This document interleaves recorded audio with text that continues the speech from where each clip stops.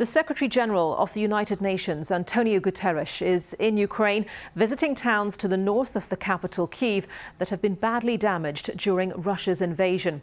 He's visiting sites that have experienced Russian attacks and occupation ahead of a meeting with President Zelensky. It's thought they'll discuss how to evacuate hundreds of civilians from a besieged steelworks in the southern port city of Mariupol. So let's take a look at some of today's other developments. In a speech, the UK's Foreign Secretary Liz Truss said victory for Ukraine was a strategic imperative and Russian forces must be pushed out of the whole of Ukraine, in what amounts to the clearest statement yet of the UK's objectives in the war. Meanwhile, Russia's President Vladimir Putin warns any country interfering in Ukraine, it will be met with what he called lightning-fast military retaliation. So let's have a listen now to what the head of the UN, Antonio Guterres, had to say when he arrived on the outskirts of Kyiv earlier. When I see those destroyed buildings, I must say what I feel. I imagine my family in one of those houses that is now destroyed and black. I see my granddaughters running away in panic, part of the family eventually killed. So the war is an absurdity in the 21st century. The war is evil. And when we see these situations, our heart, of course, stays with the victims, our condolences to their families. But our emotions are, there is no way a war can be acceptable in the 21st century. Look at that. Thank you. Antonio Guterres there in the Borodyanka area north of the capital, Kyiv. So let's now take a look at all the latest developments on the situation in Ukraine with our correspondent Andrew Plant. The aftermath of a missile attack in the city of Kyiv in northern Ukraine. At least one person is reported to have been killed here. The invasion has reduced much of this city to rubble. It's scary, it's so painful. When it's dark, we're in fear. When there is a shooting and when the evening comes, it's indescribable, unbearable. In a speech, the UK Foreign Secretary Liz Truss called for Western countries to push Russian forces out of Ukraine. Some argue that we shouldn't provide heavy weapons for fear of provoking something worse.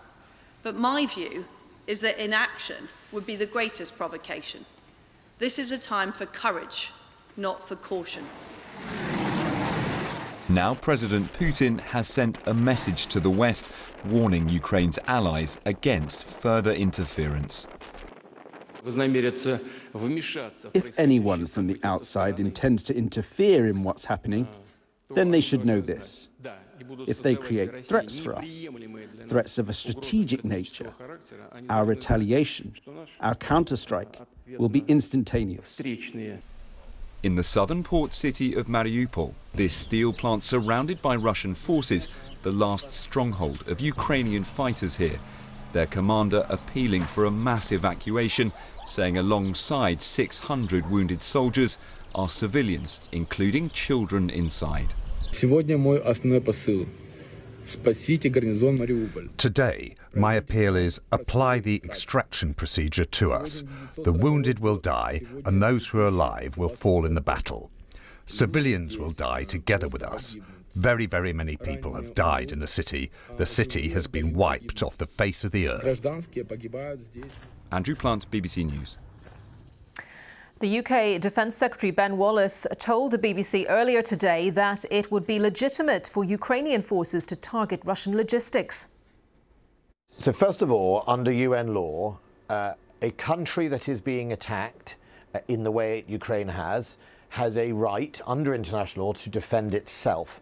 It is also under international law the right of that country to seek, where there is an illegal invasion or attack, to seek other countries to come to its defence. It's called mutual self-defence. The United Kingdom, alongside many of those 40 countries, are using that law to effectively provide aid to Ukraine. How Ukraine uses the weapon systems it has is governed by international law, Geneva Convention, and all the rules of law. That's something that we feel very strongly about.